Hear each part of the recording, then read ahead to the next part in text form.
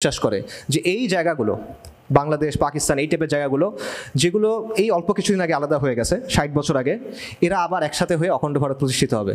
Openly বলছে। কিভাবে হবে? 2 জার্মানি ভাগ হয়ে গেছিল, তারা এক হয়েছে না? এক হয়েছে তো। 2 ভিয়েতনাম আলাদা হয়ে গেছিল, তারা এক হয়েছে। ইউরোপিয়ান ইউনিয়নের মতো ফেডারেশন তৈরি হয়েছে। এরকম কোনোভাবে হবে? সমস্যা কই? আসামের মুখ্যমন্ত্রী হেমন্ত শর্মা সে 2022 সালে বলছে যে রাহুল গান্ধীকে বলতেছিল যে ভারত পাকিস্তান বাংলাদেশ এক করে অখণ্ড ভারত বানাও না কেন তোমরা, এটা বলতেছিল। তারপর আরএসএস এর যে প্রধান মোহন ভাগাবত, তার একটা বক্তব্য আছে গত বছরের। সে বলতেছে যে এখন যারা তরুণ এরা বুড়ো হওয়ার আগে অখণ্ড ভারত প্রতিষ্ঠা হয়ে যাবে। 2022 সালের বক্তব্য আছে, সে বলতেছে আমাদের গাড়ি ছেড়ে দিছি আমরা, গাড়ি চলতেছে, এই গাড়িতে কোনো ব্রেক নাই, খালি অ্যাক্সেলারেটর আছে, এই গাড়ি থামবে না, যে থামাতে চেষ্টা করবে সে ধ্বংস হয়ে যাবে। এই স্পিডে যদি চলি 20 থেকে 25 বছরের মধ্যে অখণ্ড ভারত প্রতিষ্ঠা হয়ে যাবে। আর যদি একটু বেশি জোরে চালাবো আমরা, তাহলে 10 থেকে 15 বছর। এটা আরএসএস এর প্রধানের কথা, ঠিক আছে? এখন আরএসএস প্র্যাগম্যাটিক, তারা পেশেন্ট, সবরের সাথে কাজ করে, বাস্তববাদী। প্রমাণ তো আমরা দেখলাম, আমি আপনাদের কিছু প্রমাণ বললাম। এবং দেখেন এই যে 23 সালে ভারতের একটা নতুন সংসদ ভবন উদ্বোধন হয়েছে দিল্লিতে, নিউ দিল্লিতে। সেখানে একটা মিউরাল মানে একটা বড় স্থাপত্যকর্ম তারা রাখছে, এখানে একটা ম্যাপ আছে। ওই ম্যাপটা কিন্তু ইন্ডিয়ার বর্তমান ম্যাপ না, ওটা অখণ্ড ভারতের ম্যাপ। অর্থাৎ দে মিন বিজনেস, তারা সরাসরি বলে যে তারা এটা চায় এবং তারা এখানে কোনো রাগঢাক করে না। এখন আসেন আমার আলোচনার সাথে এটার কানেকশন কি সেটা বলি। আচ্ছা, আরএসএস এবং হিন্দুত্ববাদী যে মুভমেন্ট সেটা অখণ্ড ভারত প্রতিষ্ঠা করতে চায়। Does that concern us or not? এটা নিয়ে থেকে আমরা চিন্তা করা উচিত নাকি না? তাদের অখণ্ড ভারতের মধ্যে কি আমরা পড়ছি কি না? পড়ছি। যারাই এখানে পড়ছে তাদের সবার এটা নিয়ে চিন্তা করা উচিত। আফগানিস্তান ছাড়া, আফগানিস্তানের মনে হয় এটা নিয়ে চিন্তা করার দরকার নাই। যারা সোভিয়েত ইউনিয়ন, হুবা, আমেরিকাকে যারা হারাইছে তাদের টাইম নাই ইন্ডিয়া নিয়ে চিন্তা করার, বাট বাকি আমাদের চিন্তা করার দরকার আছে। আচ্ছা, বিশেষ করে আমাদের জন্য, কারণ আমাদের 3 দিকে ভারত আর আমাদের একদিকে সমুদ্র, রাইট? সো এটা আমাদের জন্য কনসার্ন না শুধু, এটা আমাদের জন্য একটা থ্রেট, এটা আমাদের জন্য একটা এক্সিস্টেন্সিয়াল ক্রাইসিস। এক্সিস্টেন্সিয়াল ক্রাইসিস মানে কি? অস্তিত্বের জন্য হুমকি। মনে করেন একটা জাহাজ সমুদ্রের মধ্যে ঝড়ের মধ্যে পড়ছে, হারাই গেছে, ক্যাপ্টেন মারা গেছে, কম্পাস নাই, এটা হলো ক্রাইসিস। আর জাহাজ মনে করেন ফুটা হয়ে গেছে, পানি ওঠা শুরু করছে, এটা হলো এক্সিস্টেন্সিয়াল ক্রাইসিস। কারণ এখন তার কিছু করতে হবে, কিছু না করলে সে আলটিমেটলি ধ্বংস হয়ে যাবে। আমি মনে করি, এবং আমার মনে হয় যে কোনো সুবিবেচক মানুষ মনে করবে যে এই ব্যাপারটা আমাদের জন্য একটা ক্রাইসিস, ঠিক আছে? এই যে প্রজেক্টটা, এই স্বপ্নটা, এটা একটা এক্সিস্টেন্সিয়াল ক্রাইসিস, এটা একটা এক্সিস্টেন্সিয়াল থ্রেট। অনেকে বলতে পারেন যে আরে ধুর, এগুলো কোনো সমস্যা না, এগুলো জাস্ট রেটরিক, এগুলা কিছু উগ্র সাধু বলে, পলিটিশিয়ানরা এগুলো ইউজ করে, বাট আলটিমেটলি এটা কোনো বড় ইস্যু হবে না।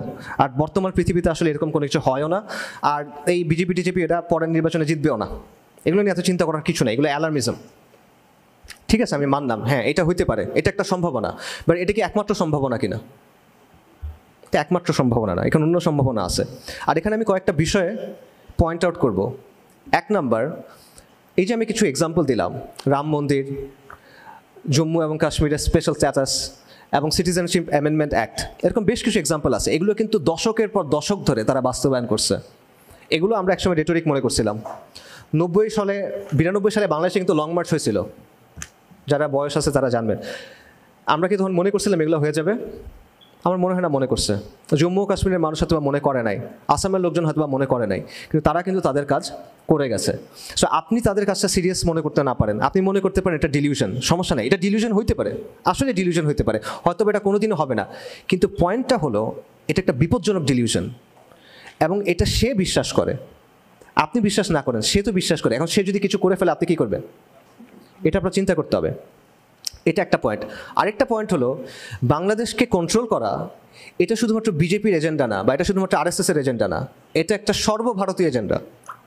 ঠিক আছে, ভারতের যত পলিটিক্যাল পার্টি আছে, যত পলিটিক্যাল শক্তি আছে, তারা সবাই এভাবেই বাংলাদেশকে দেখে।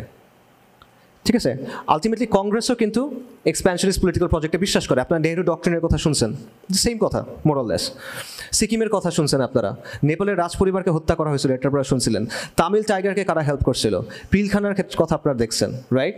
সেগুলো কাদের টাইমে হয়েছে? এগুলো একটাও বিজেপির টাইমে হয় নাই, কিন্তু কংগ্রেসের টাইমে হয়েছে বেশিরভাগই।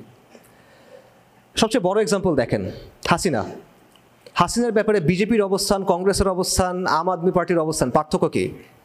কোনো পার্থক্য নাই। তাদের সবার মত হলো যে বাংলাদেশে হাসিনাকে দরকার, হাসিনার মতো একটা লোক দরকার যে বাংলাদেশকে ভারতের একটা ভেসেল স্টেট, ভারতের একটা করদ রাজ্য বানায় রাখবে। ঠিক আছে, এবং এটা মনে করার কারণ আছে, এটা মনে করার অ্যাকচুয়াল খুব ভালো লজিক আছে। ঢাকা বিশ্ববিদ্যালয়ের ইন্টারন্যাশনাল রিলেশনশিপের প্রফেসর ডক্টর শহীদুজ্জামান, আমি ওনার একটা বক্তব্য দেখতেছিলাম, উনি বলতেছিল যে উনি নাকি একটা টক শোতে দেখছেন জয়শঙ্কর সাহেব, ভারতের পররাষ্ট্রমন্ত্রী, উনি বলতেছেন the very creation of Bangladesh is a threat to the north east provinces. মানে বাংলাদেশের অস্তিত্বটায় ভারতের নর্থ ইস্ট যে প্রভিন্সেস, 7 সিস্টার্স, এটার জন্য একটা থ্রেট। জয়শঙ্কর বলতেছেন, আমি শিওর না উনি বলছেন কিনা, ডক্টর শহীদুজ্জামান বলছেন উনি বলছেন। বাকি উনি বলুক বা না বলুক, এটাই বাংলাদেশের ব্যাপারে ভারতীয় যে ন্যাশনাল সিকিউরিটি এস্টাবলিশমেন্ট তাদের অবস্থান, এবং এটা একটা লজিক্যাল অবস্থান আমি মনে করি। কেন লজিক্যাল অবস্থান? আপনি একটা ম্যাপ নেন বাংলাদেশের বা সাবকন্টিনেন্টে একটা ম্যাপ নেন, এরপরে যে লালমনিরহাট ঠাকুরগাঁও ওই জায়গাটা দেখেন, দেখবেন একদিকে বাংলাদেশ, নেপাল, মাঝখানে ছোট্ট একটা জায়গা আছে, ছোট্ট একটা করিডোর, এটাকে শিলিগুড়ি করিডোর বলে, এটাকে চিকেন স্নেক বলে অনেকে। এটা হলো ভারতের সাথে 7 সিস্টার্সের একমাত্র যোগাযোগের জায়গা। এই জায়গাটা নিয়ে বসে আছেন আপনি। এবং তার চেয়ে বড় সমস্যা হলো যে ওই 7 সিস্টার্সের মধ্যে বিহার, আসাম, উড়িষ্যা, ত্রিপুরা এগুলো একসময় কিসের অংশ ছিল? এগুলো একসময় বাংলার অংশ ছিল। তো জটিল সমস্যা। তো স্ট্র্যাটেজিকভাবে আমি যদি একজন ইন্ডিয়ান হইতাম, এটা আমার জন্য একটা বড় হেডেক হইতো, আমি এটা নিয়ে অনেক চিন্তা করতাম। এটা বড় সমস্যা, আসলে যৌক্তিক সমস্যা, আমি তাকে দোষ দিচ্ছি না। আসলে তার জায়গা থেকে সে চিন্তা করবে, আমার জায়গা থেকে আমি চিন্তা করব, রাইট? সো এই জন্যই তারা সবসময়, ভারতে যারাই পলিটিক্যাল পার্টি থাকুক, তারা সবসময় মনে করবে যে এখানে ভারতের হাসিনার মতো একটা সরকার দরকার, একটা দালাল সরকার দরকার, যে ভারতকে সব কিছু করতে দিবে, এখানে করিডোর দিবে, এখানে মিলিটারি প্রেজেন্স রাখতে দিবে, এটসেট্রা এটসেট্রা। এটা তারা চাইবে। লং রানে এটাই ভারতের একমাত্র এন্ড গেম। উপমহাদেশে সে একটা রিজনাল পাওয়ার হতে চায়, সে একটা গ্লোবাল পাওয়ার হতে চায়। তার পেটের ভিতরে সে এরকম একটা প্রবলেম নিয়ে টিকে থাকতে পারবে? এটা হয় না। একদিক থেকে দেখলে আমরা অনেক দুর্বল পজিশনে আছি, আমাদের 3 দিকে ভারত, একদিকে সমুদ্র। কিন্তু অন্য দিক থেকে যদি আপনি দেখেন, ভারতের জন্য বাংলাদেশ একটা বড় প্রবলেম, রাইট? সো আলটিমেটলি আপনি লজিক্যালি যদি চিন্তা করেন, তার জায়গা থেকে এটার একটা প্রপার সলিউশনের দিকে তার যাইতে হবে। বর্তমানে যে ডিজাইনের মধ্যে উপমহাদেশটা আছে, এটা সাস্টেইনেবল না। তার জায়গা থেকে তার কন্টিনিউসলি চেষ্টা করতে হবে এইখানে তার পেটের ভিতরে 20 কোটি মুসলমান নিয়ে, প্রায় 20 কোটি মুসলমান নিয়ে, এটা তো মানে সাস্টেইনেবল না তার জন্য, রাইট? সো এটা একটা বড় সমস্যা। তো আমি মনে করি যে এটা একটা অস্তিত্বের সংকট আমাদের জন্য। এটা হিন্দুত্ববাদ বাদ দেন, RSS বাদ দেন, স্টিল এটা একটা অস্তিত্বের সংকট আমাদের জন্য। কারণ ভারত বারবার চেষ্টা করবে হাসিনার মতো কাউকে না কাউকে নিয়ে আসার। আওয়ামী জাহিলিয়াত আসছে কীভাবে? ভারতকে ছাড়া এটা পসিবল হইতো কি না? এটা পসিবল হইতো না, এটা ইম্পসিবল। সো এখন প্রশ্ন হলো, এই অস্তিত্ব সংকট যদি আমাদের থাকে, সেটা আমরা ডিল করবো কিভাবে? এটা মোকাবেলা করার স্ট্র্যাটেজি কী হবে? আচ্ছা, সো আমরা বলতেছিলাম যে আমাদের আলোচনা হলো মুসলিমবঙ্গ নিয়ে। তো মুসলিমবঙ্গের বিভিন্ন অর্থ হয়, এটা একটা পলিটিক্যাল অর্থ আপনি করতে পারেন, বাট আমি এটা একটা আরও সিম্পল অর্থ করি। আমি মনে করি মুসলিমবঙ্গ মানে হলো এই বাংলার মাটি, বাংলার মুসলিম, আমাদের ঈমান, আমাদের মূল্যবোধ, আমাদের সমাজ, আমাদের সংস্কৃতি, আমাদের সন্তান, এগুলো নিয়ে হলো মুসলিমবঙ্গ। এবং এই মুসলিমবঙ্গের জন্য ভারতের এক্সপ্যানশনিস্ট প্রজেক্ট বলেন, তারা ন্যাশনাল সিকিউরিটি প্রজেক্ট বলেন, অথবা হিন্দুত্ববাদ